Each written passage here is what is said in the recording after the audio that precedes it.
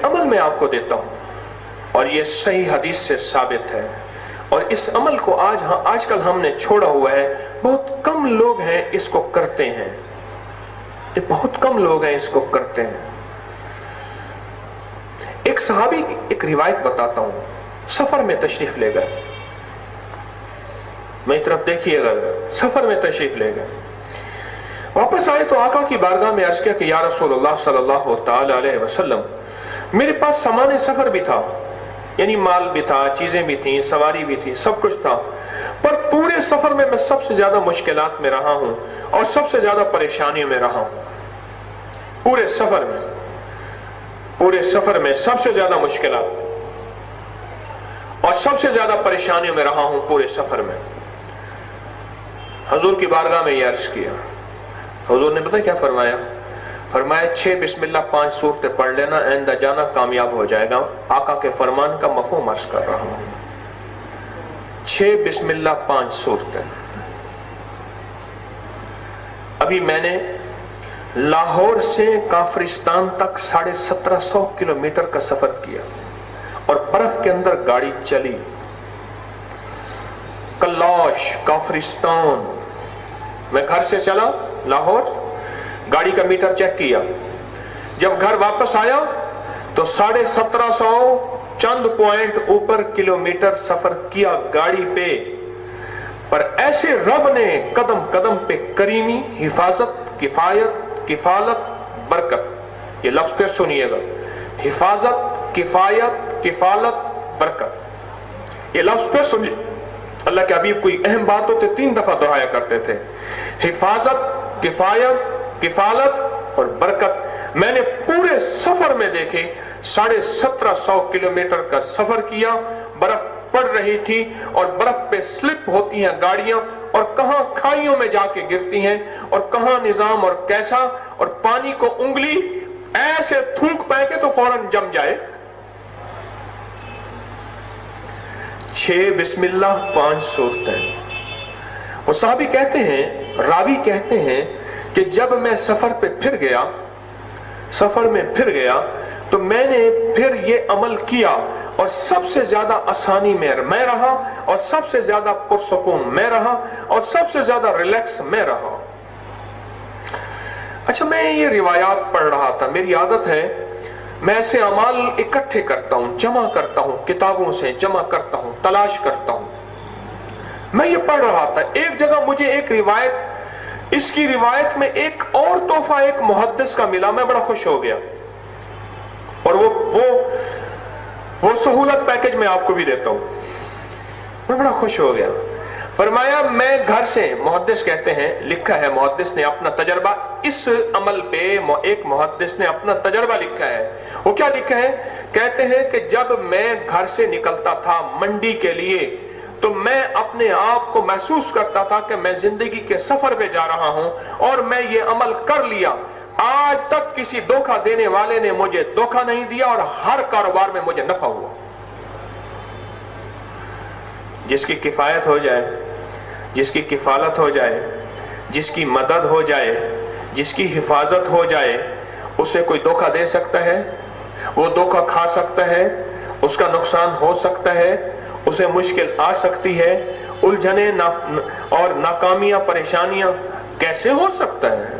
6 بسم اللہ پڑھیں، پھر قل یا ایھا الکافرون بسم اللہ الرحمن الرحیم کے ساتھ سورۃ قل یا ایھا الکافرون پڑھیں، پھر بسم اللہ پڑھیں، سورۃ اذا جاء نصر اللہ پوری پڑھیں، پھر بسم اللہ پڑھیں، سورۃ قل هو اللہ پڑھیں، تبت یدا چھوڑ دینی ہے، پھر بسم اللہ پڑھیں، سورۃ فلق پڑھیں، پھر بسم اللہ پڑھیں، سورۃ ناس پڑھیں، پھر آخر میں بسم اللہ پڑھ لیں۔ یہ 6 بسم اللہ اور 5 صورتیں ہو گئیں۔ بولے مشکل ہے؟ اور میری منت بھی ہے، درخواست بھی ہے، جس اللہ والے کو یا اللہ والی کو یہ صورتیں اگر نہیں آتی، ان میں سے کچھ آتی ہیں کچھ نہیں آتی، یہ صورتیں اگر نہیں آتی تو یہ ضرور یاد کر لیں۔ بہت عجب زندگی بہاروں میں آ جاتی ہے، سکون میں، ٹھنڈک میں، غربت ہے تو سکون، مال ہے تو سکون، بنگلہ ہے تو سکون، ارے جھوپڑی ہے تو سکون، زندگی میں آئے اور غیب سے سارے کام بنتے چلے جاتے ہیں، مسائل حل ہوتے چلے جاتے ہیں، الجھنیں مشکلات ختم ہوتی چلی جاتی ہیں۔ بسم اللہ 5 صورتیں زندگی میں لطف بھر دیں، چین اور سکون بھر دیں، اعمال نبوی کی طرف زندگی کے قدم اٹھنا شروع ہو جائیں اور زندگی میں خیروں اور برکتوں کے دروازے متوجہ ہو جائیں۔ گھر سے نکلے سفر کے لیے، گھر سے نکلے منڈی کے لیے، بازار کے لیے، گھر سے نکلے اپنی زندگی کے سفر کے رواں دواں ہونے کے لیے، بس گھر سے نکلتے ہی یہ پڑھ لیا 6 بسم اللہ 5 صورتیں اور مدد آ گئی، بس آ گئی، وعدے پورے ہو گئے۔ اور اس کا ایک فائدہ بتاتا ہوں، اس میں چاروں کل ہے یا نہیں ہے؟ بولیں، قل یا ایھا الکافرون، قل هو اللہ، فلق اور ناس ہیں، اور چارے کل جادو کا آخری علاج، جنات کا آخری علاج، بیماریوں کا آخری علاج اور نظر بد کا آخری علاج۔ ایک صاحب کہنے لگے کہ میرا جنات سے تعلق ہے۔ میں نے پوچھا کہ اس سے، میں نے کہا پہاڑوں کے نیچے کیا ہے؟ کہا خزانے ہیں۔ کہا آپ کو پتہ ہے؟ کرے ہاں۔ پھر آپ نکال نہیں سکتے؟ کہا نہیں۔ کیوں؟ کہ اللہ کے امر کے پہرے میں، اللہ کا امر ہے اور اس کے پہرے ہیں۔ تو کہا یہ پھر پہرے ٹوٹیں گے کیسے؟ کہ جب اس کا امر ہوگا، اس کا حکم ہوگا تو پہرے ہٹ جائیں گے اور بندہ وہ خزانے لے لے گا۔ تو پوچھا کہ اس کے حکم کیسے ہوں گے؟ کہا کہ اس کا حکم ربنا آتنا فی الدنیا میں پڑا ہے۔ کیسی عجیب بات ہے،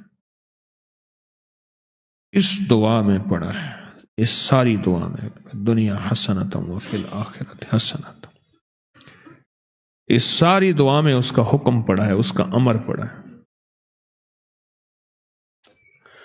پہاڑوں کے اندر کے خزانے، زمین کے اندر کے خزانے، زمین کے نیچے کے خزانے، یہ اس کے حکم میں پڑا ہے سب کچھ، اور اس کا حکم اس دعا کے اندر۔ دوسرے لفظوں میں یہ دعا اس کریم کے امر نے، کریم نے جو تالے لگائے ہوئے ہیں اپنی حفاظت کے خزانوں میں، اس کی چابی یہی دعا ہے۔ آپ بولیں ہمیں چابی مل گئی، چابی مل گئی تو اللہ کی مہربانی سے کام ہو گیا، چابی مل گئی، اور چابی یہ دعا ہے۔ میں سوچ رہا تھا، ابھی عمرے پہ حاضری ہوئی تو یہ دعا پڑھ رہا تھا، اللہ سے مانگ رہا تھا، میں سوچ رہا تھا، میں نے کہا مولا بندہ تیرے قریب بہت زیادہ، کعبہ کے قریب آیا تو تیرے قریب آیا اور بہت قریب آ جاتا ہے، تیرے قریب آ کے جب بندہ تیری طرف سے اجازت ہے ہر دعا مانگ، ہر تسبیح پڑھ، ہر عمل کر، اور یہ دعا میرے کملی والے کی پسندیدہ ہے، تیرے قریب آ کے معلوم ہوا کہ تو اس کی دنیا بھی لاجواب، بہترین، شاندار اور آخرت بھی جاندار کرنا چاہتا ہے، اس لیے میرے آقا آپ نے یہ دعا عطا فرمائی ہے، اور وہ دعا یہ ربنا آتنا والی، کیونکہ اللہ چاہتا ہے جو بندہ اگر یہاں آیا ہے تو ساری نعمتیں پا کے جائے، جھولیاں بھر کے جائے۔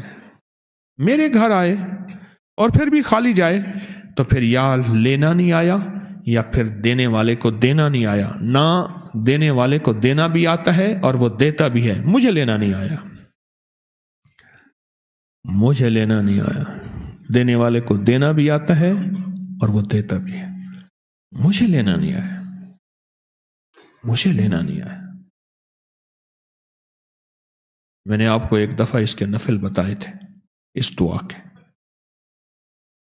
کہ پہلی رکعت میں سورۃ فاتحہ کے بعد اس دعا کو پڑھیں، خوب پڑھیں، خوب پڑھیں، اور پڑھیں، پھر پڑھیں، اور مسلسل گڑ گڑا کے پڑھیں۔